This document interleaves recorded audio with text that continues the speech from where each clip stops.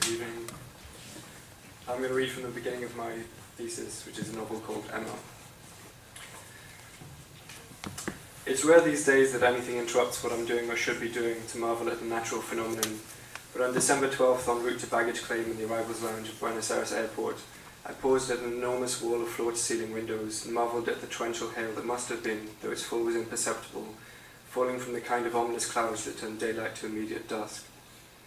Great quantities of ice pellets bounced and ricocheted from plane wings and boarding tunnels, personnel buggies, baggage trucks.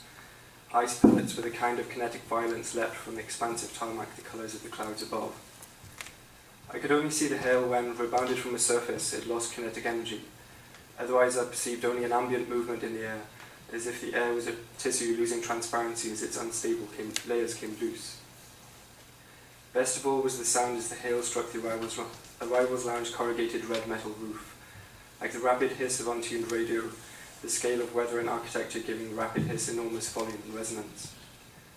Had I any remaining charge in my phone battery, I might have taken a photo, but I didn't, and I didn't.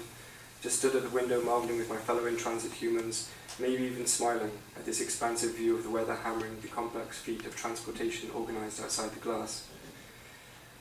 I only had fragmentary impressions of Bible stories from primary school religious assemblies.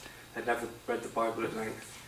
But on the flight from Santiago, I'd seen a trailer for Ridley Scott's new Moses epic, and for what I inferred was a divine punishment for human error, the CGI had rendered a more extreme but similar weather event as that occurring beyond the arrivals lounge glass, which may have moved me to describe the scene as biblical, even say it out loud, thus encouraging the man to my left to reply with several complex-sounding Spanish expressions, to which I replied, "Sí." At that moment, maybe a quarter of my Spanish vocabulary. That was biblical, Enda, I relayed, as we waited in a line of people for the bus that would take us from the airport to downtown Buenos Aires, where she lived. I told her that the weirdest thing was that it was, as the pilot had announced upon touchdown, 27 Celsius outside, which in my meteorologically uneducated opinion made a 20-minute rain of frozen water impossible. Enda admitted her lack of meteorological opinion and instead drew my attention to the vintage cars parked outside the airport hotel. She suggested they must be making a period film. I was replying that perhaps it's a vintage car show or some event to which people would prefer to be chauffeured in vintage cars, when a black vintage Mercedes bearing two German flags at the front corners of its bonnet drove past with its boot open, and inside it a fully grown man fetally contorted and holding a large technological device that wasn't a camera but I guess might be perhaps some sort of light meter, with that I concurred with Enda's speculation.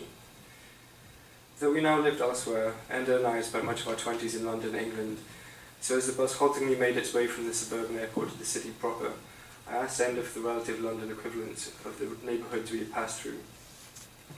It was in the Buenos Aires equivalent of London's occasionally sketchy Seven Sisters, in which Enda had lived and twice seen police tape to demark two fatal stabbings, that I became aware of the young man in the Manchester United cap, despite the prevalent availability of personal space elsewhere on the bus, leaning forward inches from my left shoulder and, with a hand each on the handrails to my front and rear, enclosing me in my physically vulnerable seated position, as if, I imagined, he wanted to encourage some sort of physical confrontation, or deny me an expedient exit should I suddenly need to alight for my stop, or a traffic accident, or the opportunistic crime I assumed he was preparing to commit.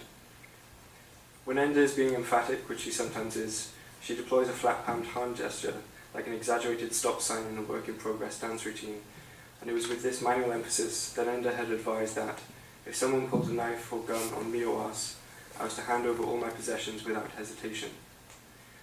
She invoked as a cautionary tale of that year's earlier citywide bus strike that followed a not uncommon incident where an off-duty police officer tried to apprehend an armed man who was robbing his bus. The man reacted by killing the police officer, the bus driver, and many of the passengers. They literally have nothing to lose, said Enda, manually emphasizing the nothing. When nothing will happen, she placed a hand on my thigh. Mostly it's safe.